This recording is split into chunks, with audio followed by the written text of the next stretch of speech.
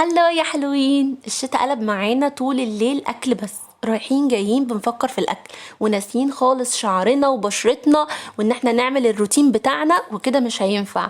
لازم نركز شوية ونشوف اخر مرة عملنا كده سكراب لبشرتنا امتى، حطينا مرطبنا امتى، هنعمل ايه في حواجبنا، عايزين ليب بالم. لا، الحاجات دي كلها لازم نركز فيها. على طول لقيت الموضوع مش حلو كده، فكرت على طول اجرب منتجات دكتور ريهام صلاح. عايزه اقول لكم ان دكتور ريهام بتعمل تركيبات صيدلانيه وعلاجيه فعاله وطبيعيه، حاجات حلوه جدا. وتعالى اقول لكم جربت من عندها ايه.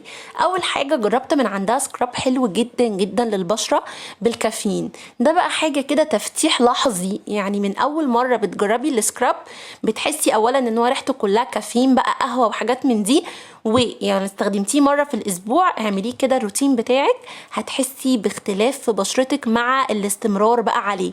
بيفتح البشره جدا، بيعالج مشاكل كتير في البشره، فده عجبني جدا. حطيته كده بقى على بشرتي، ما هو انا لازم اعمل بقى حاجه قبل ما انام، مش هسيب الاكل بقى شويه واركز مع بشرتي.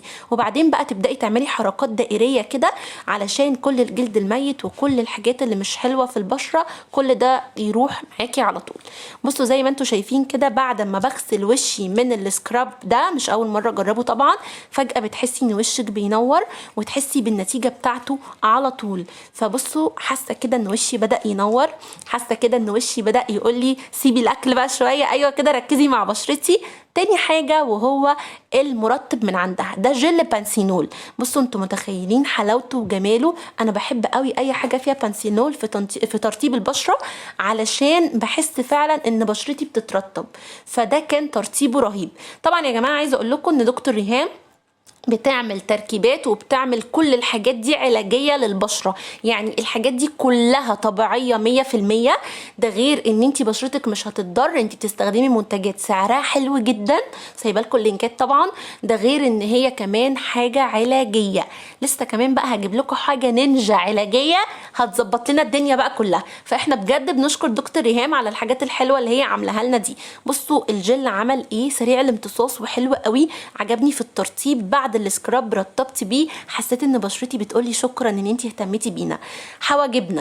حواجبنا ومصحح الحواجب اللي دايما بيوقع الحواجب. طب ايه رايكم ان دكتوره ريهام عملت لنا مصحح حواجب علاجي، يعني هترسمي بيه حواجبك وتخرجي بيه، وفي نفس الوقت علاجي، بيعمل لك عمليه يعني بيخلي في عمليه انبات لحواجبك، يعني حواجبك هتبدا تتقل وهتبدا تتعالج، لان هو مكوناته كلها فيتامينز وكلها حاجات بتخلي الحواجب الشعر بتاعها يزيد، وفي نفس الوقت انت مش هتضريها. يعني انت لو بتستخدميه حتى بس من غير ما تبقي عايزه ان انت حواجبك تزيد، انت عارفه انه مش هيوقع حواجبك خالص.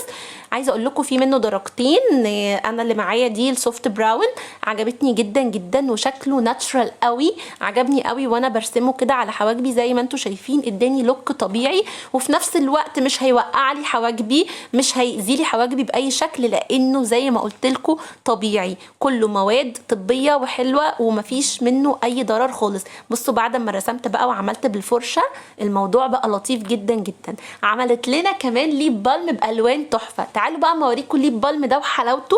احب اقول لكم بقى ان هو ثباته حلو جدا جدا، بيحسن من الشفايف، يعني مش بس ليب بالم وخلاص بيدي لون، لا ده كمان بيعالج لك الشفايف لو فيها تشققات، لو فيها اي مشكله هنسيبه، لا هنعمل بقى كده لوك خفيف كده قبل ما ننام عشان نبقى حلوين ونصحى حلوين.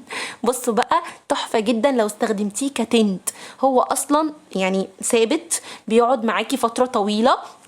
لما بتيجي كده تشربي وتاكلي والحاجات دي بتلاقي ان هو لا ثباته حلو جدا، وكمان ثباته حلو قوي قوي قوي على الخدود زي ما انتم شايفين، وشكل الورده تجنن. بصوا كده عملت بقى الحاجات دي كلها، وزي ما انتم شايفين جربته لكم في البوس عشان تبقوا عارفين. اهو بصت ايدي كتير ما بيطلعش، انا كده بعد فتره مما حطيته حاجه تحفه بجد. المنتجات كلها تجنن، لازم كلكم تجربوها، تعجبكم قوي. باي باي.